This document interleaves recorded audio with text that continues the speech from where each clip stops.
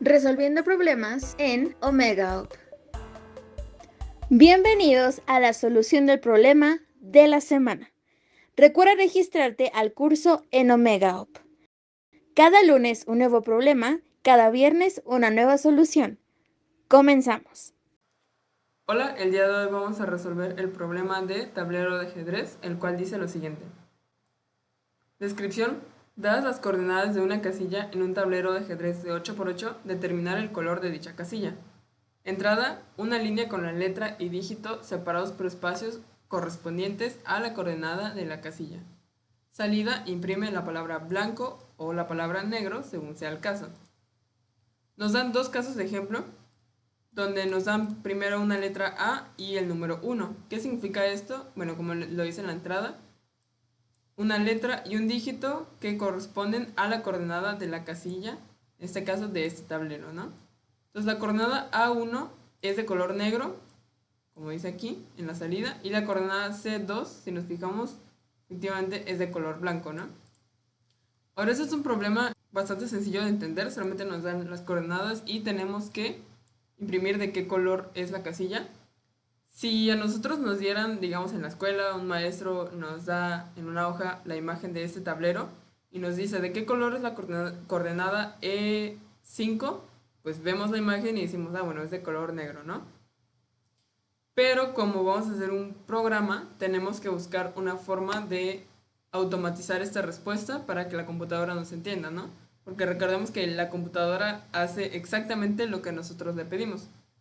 Entonces, antes de comenzar a programar, tenemos que pensar en cómo vamos a resolver el problema, porque es muy común que alguien empiece a codificar, a hacer su implementación sin pensarla lo suficiente o sin siquiera pensarla y dice, ah, pues ya mientras codifico, voy pensando en la solución y ahí voy para no perder tiempo.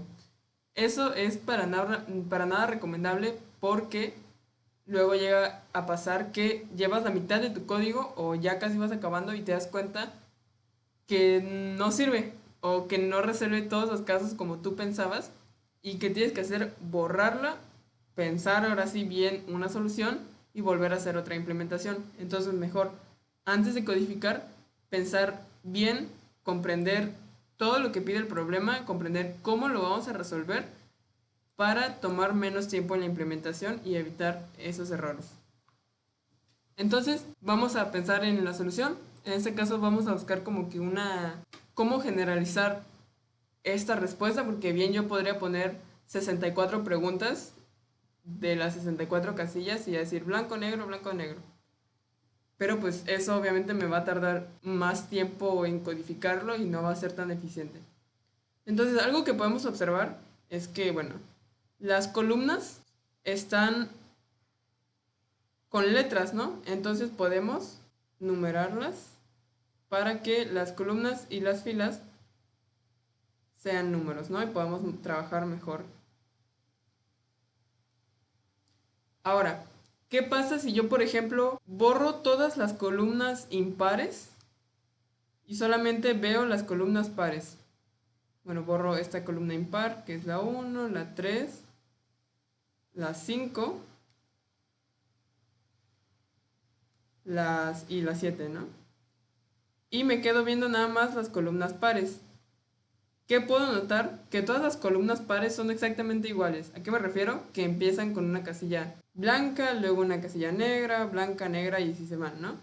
Y ahora, si hago lo mismo, pero ahora fijándome en las casillas, en las columnas impares, o sea, borro las columnas impares, pasa exactamente lo mismo, ¿no? Que son iguales entre sí. Entonces ahí busco una forma de achicar, por así decir, el problema. Entonces, si yo solamente me fijo en este caso en las columnas impares y ahora en las filas me fijo en las filas pares, o sea, borro las impares, nos podemos dar cuenta que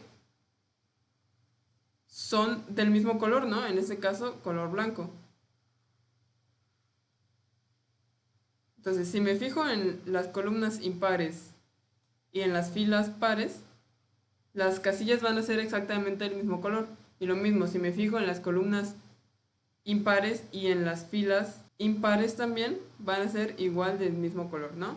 Entonces ahí ya encontré como que una relación de fijarme en las filas y columnas pares e impares. Entonces por ahí va la solución del problema. Vamos a anotar lo que llevamos para que podamos llegar a algo concreto. Vamos a empezar por las columnas. Las columnas, ¿qué opciones tienen? Que sea una columna impar o par, no hay más, ¿no? Entonces, si la columna es impar o si la columna es par, ¿no? Están esas dos opciones. Si la columna es par o si la columna es impar. Ahora, si la columna es impar, ¿qué opciones tiene la fila? Pues que sea impar o par también, ¿no? Entonces pregunto, si la fila es impar, otra vez, y si la fila es par, ¿no? Estas mismas opciones las tiene si la columna es par. Entonces aquí como que lo dividimos en casos. Si la columna es impar, si la columna es par. Si la fila es impar, si la fila es par. Ahora, en este caso de aquí nos fijamos en las columnas impares y filas impares, ¿no? Columna impar y fila impar, ¿de qué color son? De color negro. Todas, siempre. Ahora, si nos fijamos en las demás, digamos, agarramos una columna impar y ahora con una fila par, digamos, esta columna impar y con cualquier fila par, digamos, esta. Todas las que cumplan con eso van a ser de color blanco. Y lo mismo para los casos que nos quedan. Si la columna es par y la fila es impar, vamos a ver, columna par y fila impar, color blanco. Y con la fila par, ahora va a ser una fila par de color negro, ¿no? La casilla es de color negro. Entonces ahí ya encontramos cómo generalizar esas respuestas, ¿no? Entonces solamente nos tenemos que fijar en si la columna o la fila es par o impar. Ahora, solamente como para recordar, ¿cómo sé que un número es par o impar? Bueno, fijándome en su módulo o en su residuo, ¿no?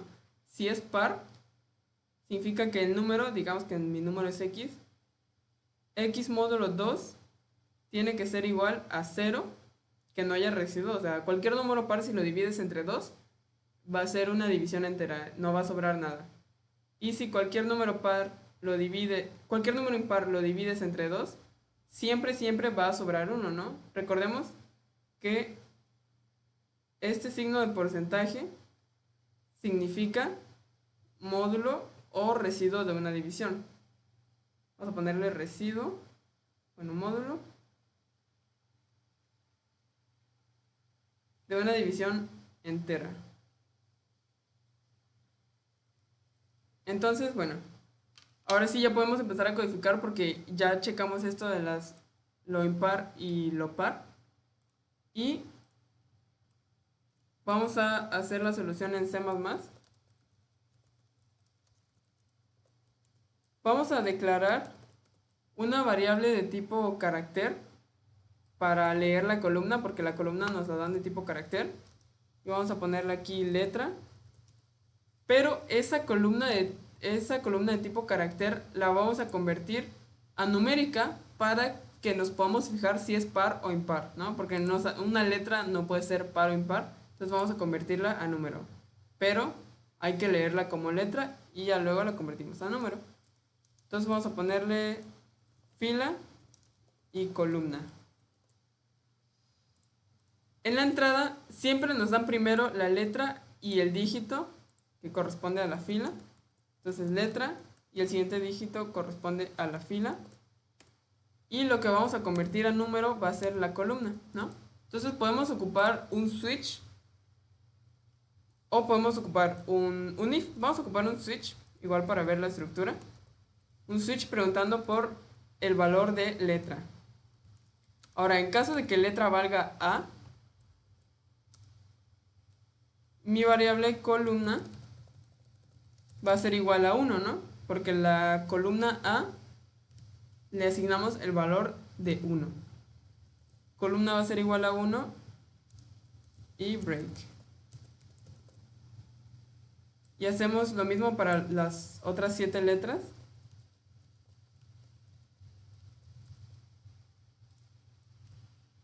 B, C, D, E, F, G, H.